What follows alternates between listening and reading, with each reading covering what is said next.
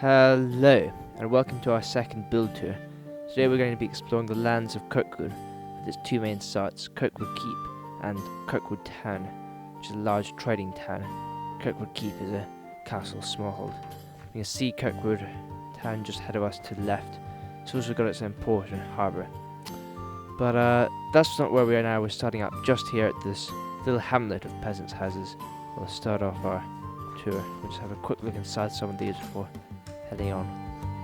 You can see there are simple houses with earthen floors and a central hearth and a smoke hole up in the thatched roof for the smoke to escape. These people would really live and work here. They've got all of their essentials such as vegetables and wood for fire and chicken coops in the back. And the fields that stretch for far around Kirkwood, Kirkwood Town would be farmed by them, and they supply a lot of the food to the town. So now that we've looked in them, we'll start heading along some of the roads in this land. You can see the walls of Kirkwood Town to our left, opposingly coming out of the island which it's on, and there's pastures and meadows and paddocks around. As we go along the road, we can see many crops planted all around us. These would mainly be wheat, barley, possibly oats as well, and they'd be farmed in long strips known as furlongs, although this was later standardized as a form of measurement for 50 by 200 meter long farming strips, and these would be farmed as private allotments, and 1 in 3 of them would be left fallow and used for grazing animals in the crop rotational system. Now we can't see this windmill up in the hill, used obviously for grinding of corns. You see beautiful views reaching over the countryside and the walls of Kirkwood Town far away in the distance. To our left here we can see there's a field of hemp just in here. This would be used for rope making mainly, and this would be what they would make ropes out of in the times. Up ahead of us we can see Kirkwood Keep just coming into view now, where we're heading to first before we head along this road to Kirkwood Town. Now, Kirkwood Keep has a lord, and he's the Lord of Kirkwood.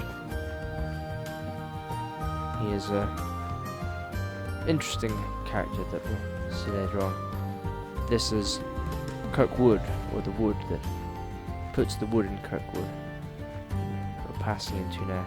And this is a hollowed way where the road's been eroded after years of use and is sunken down in the earth, or sunken lane as it's also called. Just admiring the woodland scenery here. The Lord of Kirkwood and his ancestors ruled over the region of Kirkwood and still do.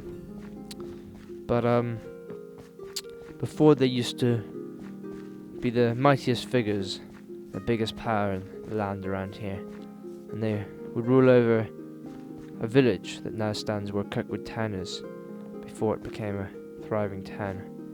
But anyway, we'll find out more about that later. But we can see here, as we approach the keep itself, and enter in these wooden walls just for light defence around the bailey. We can see Kirkwood Keep standing up there on the earthen motte. But before we go up, we'll just have a quick look around some of these houses in the bailey and other buildings. So we can see here there's a stable which would be used for the Lord's horse and other horses, and as well as a well over there. And up here we've got a granary, storage of grain and other foodstuffs. Some raised beds on the left here. Here we've got a lowly dwelling for a servant of the Lord, with again an earthen floor and a central hearth. Keep one warm. Now as we go up to the keep here, we can see the entrance is quite high up indeed, and these wooden stairs take us up, and that's so they could be pulled away in the case of defence. Far better defending the entrance here. When we make our way in the ground floor here, we can see that it's an entrance hall as well as used for storage. You can see the banner of the Lord of Kirkwood, which is the golden apple of the forest and the green field. We'll head down to the basement where we'll see the kitchen for the keepers, where they cook all of the meals and feasts. Now if we head on up to the first floor, we'll see it's where the feast hall is, the great hall. Though it's not quite as great in here as the great hall of mighty kings and lords, but still a very central room of the keep. The second floor is largely used for chambers and accommodation. Look in here, see there's a privy, and in here there's a room which is the son of the Lord of Kirkwood. The Lord of Kirkwood himself is a very, very old man, and he's fought in many wars in the past, and holds the past very dear, so he's got a very cluttered room full of lots of old war banners bearing his own sigil in it. But unfortunately he hasn't had a wife for many years now, and only few of his children survive, but he goes on and has an heir, so not all is lost. And he has got some banners in his turret room as well, all folded away. Now if we go up further still, we find in the attic story that it's used as barracks and accommodation for man-at-arms of the Lord and other serving men. And we can see here there's a slot matriculation with a arrestless as well. And if we go out to the battlements out here, we can see there's matriculations which lead right down to the pathway leading up to the keep, offering good defensive vantage points, as well as the strategic positioning of these arrestlets and turrets as well. Here as well there's more strategically placed arrestlets. Now we've seen all of the main rooms of the keep, we'll head back down, continue making our way across Kirkwood. Here we go. We can see here that these inlets on either side of the door could be used for some sort of beam to hem in the door in case of attack and secure it.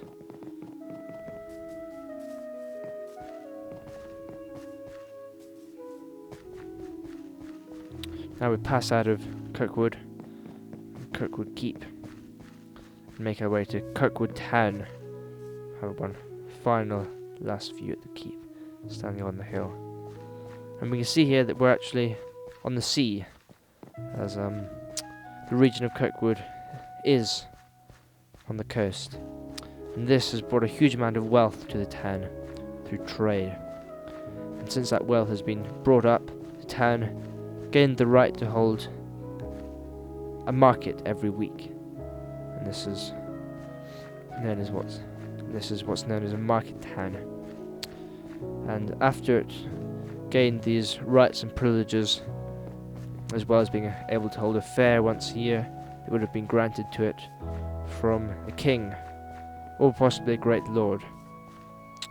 It would have made its own laws and had its own town council governing its affairs, and the Lord of Kirkwood would have governed over it directly no more, So here we are passing over the Packhorse Bridge, which takes us to the island where Kirkwood Town is positioned. This is the only way to get to the island, so it would see much use, as it would also be used by many local farmers and other freeholders from miles around, who would use the weekly fairs in Kirkwood Town for essential supplies and the selling of goods. Here we can see the town ahead of us, its mighty stone walls. Now, the townspeople are very proud of their town and how rich and prosperous it has become as we enter in a country gate here. You can see the tall buildings in the town due to the high cost of land here. And all sorts of professions and trades springing up. We've got a furrer here, trades in furs, and a cobbler in men's shoes. Passing on, we've got a cheesemonger just here to the right, then a Fletcher as well. We'll have a quick look inside this Fletcher. We can get in. Here we are. The ground floor would largely be used by the trade of the shop, which in this case is fletching or arrow making. And up here in the first floor would be where the family would live, eat and sleep as well. So head back down now. And to our right, we're immediately greeted by the market square right in the heart of the town.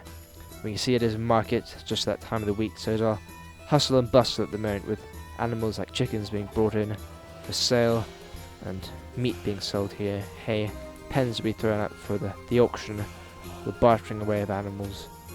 You can see there's other things for sale like these tools and axes, and the market cross standing right in the centre, which symbolises the town's right to hold a market, which brings in all its wealth. Here we've also got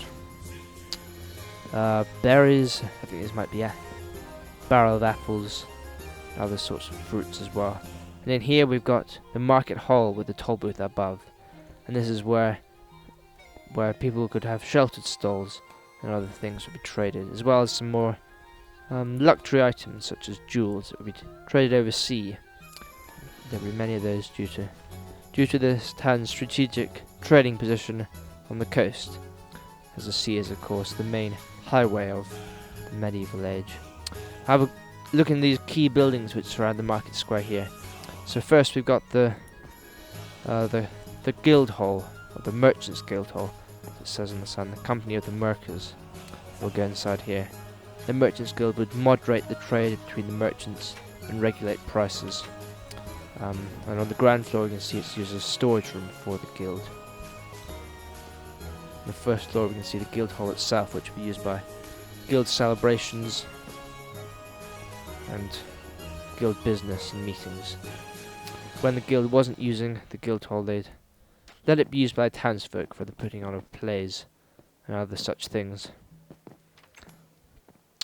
I'll have a quick look inside these rooms here, and we'll go up to the attic story, where I suspect there's more storage. Yes.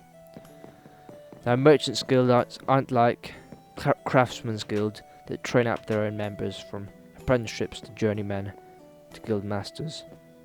Those would be the craftsmen's guilds, which aren't quite so prominent in this town. Now here we've got an inn, one of the finest inns of the town, right standing on the square with its own turret as well. Ornate indeed. Here we've got where people who come and enjoy a nice drink, usually some richer merchants maybe after a long voyage.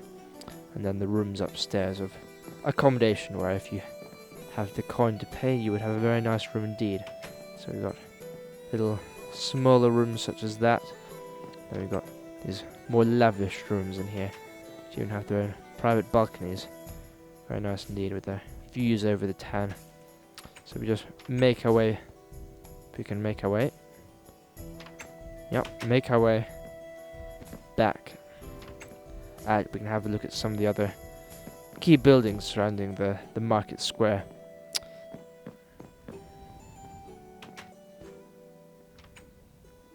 So over here in orange, we've got a house of a very wealthy merchant. Here we've got what we use for storage around, as well as mainly the living of his family and himself, of course. He would store much of his goods, as he had the wealth in warehouses at the dock that we'll see later on. They would store some things, such as a net room in his townhouse. Up on the second floor we've got the main hall where the family would live, and upstairs there's sleeping quarters, where they have the luxury of proper beds, rather than just straw mattresses without a bedstead, which would be more common among the average dweller in the town. Just make our way back down. Now go have a quick look inside the municipal and civic rooms up here in the toll booth above the merchant hall. I mean the market hall, excuse me. And these would be the rooms of the governance of the town. We've got in here the meeting chamber of the town council, of which the wealthiest merchants would be involved. They would essentially govern the town, setting up its laws. And they also function as the magistrates, so they'd be in charge of all local justice. Hence they've got the courtroom, which is in here, where trial would be, and judgment would be given to those after committing offences. Having to keep the peace, they would also have their own jails for the holding of criminals awaiting sentence or trial. And they would also have to execute or carry out their own punishments as well, that they'd have to do out here in front of the market hall, and perhaps when it wasn't a market day. Now we'll make our way up some of the streets of the town, do a bit of exploring. Make our way up this street here, up the hill. We can see all sort of manner of crafts and trades. We've got a cloth merchant selling, and then we've got a stone mason, and there's a tanner to the left, and another cobbler. Now if we make our way down to the end here, you can see there's a tavern. It also has some rooms for accommodation up above, but it's where some more of the town locals might come and enjoy themselves after a hard day's work, perhaps. As we pass along the street here, we can see all sorts of tradesmen, such as a wine merchant, as well as a locksmith and blacksmiths as well. There's a jeweller as well on the left here, with a fine house indeed. On the right we've got a salt merchant's house. You can see the trading in salt, which was a very valued commodity at the time. Not only for eating, which only the rich could eat with, but also for the preservations of foods, particularly meat. Now in here we've got the jail aforementioned, which is beneath this old central town fortification, which is no longer used, but the cellar is still used by the town council for their jail. Here we've got it down below, where criminals awaiting their sentence would be placed. Although the sentence would never be a jail sentence, as that would be too costly to house them and feed them for the town council or any other authority to do. Here we've got the island gate, which leads out just to the island, where there's a small number of houses. There's a small gate that's still well defended with the single tower. Passing on here, we'll go down some of the back streets of the town here, make our way through as we can. Here we've got the hanging cloth, bloodstained, which is a sign of the barber's shop, and some might be recognisable to the modern eye, as that is carried on to be the little symbols, little cylinders you see outside barber shops to this day. You can see the barber might carry out his craft. If you go on, we've got all sorts of shops. We've got goldsmiths, as well as a brewery on the right here.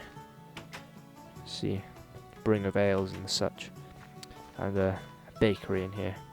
And now if we make our way out the sea gate, before we get out the gate, we'll just have a quick look inside the gatehouse, where some of the town guard might be stationed with the armory, and upstairs here. Oh, that's the town wall. Out here, they can oversee anyone passing down by machicolations and a murder hole as well. This is where much of the town guard might have to spend their time. Some head of the guard stationed there, maybe, where he found himself sleeping. And out here at the seafront, we've got the hustle and bustle of the port, with the ships coming in. There's one main ship being seen there at the moment, which is a Hansia cog, which we'll have a look at later. So, a prominent type of trading ship at the time. And we've got all sorts of warehouses here, as well as fishermen, their own fishing community. They've got their own boats and their own little way of life. But we'll have a look at upstairs in this warehouse, where we can see some of the fish that have been caught might be awaiting sale up here, just being stored.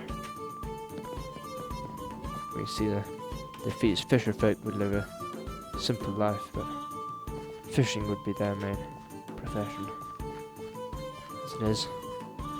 Moving on, we've got more of these large warehouses for trades out here, filled with goods brought in from overseas, as well as a harbour master's office to regulate all of the incoming ships. And here we do have the Hansia cog in the harbour, which will go. If we can make our way along this gangplank here, we can get up to the ship. You can see there's the anchor just there, above, or just beneath the forecastle, and that will be pulled up by this windlass just here in the centre, which can function instead of a catspan to pull up such a weighty object.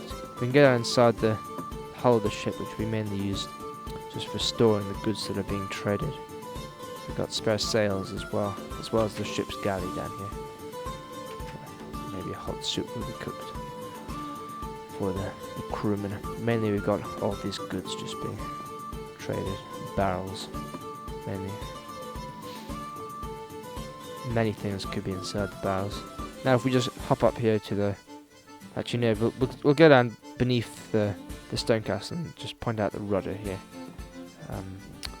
Used to assist in the steering of the ship. It'll have to be pushed by multiple men. But now if we hop up here to one of the merlons of the stone castle of the ship, we can get a nice final view over the harbour of Kirkwood Town. And we've now reached the end of our tour, so thank everyone very much for watching. It's really appreciated. If you did like the video, do leave a like. If not, leave a comment letting me know why, or if you have any other suggestions, please feel free to leave them. I'm sorry for those that have been waiting for this video since my last ones. It was a long time in the coming, but hopefully we will have some more videos out soon and some more tours for you to enjoy. And until next time, I wish you all well. Goodbye.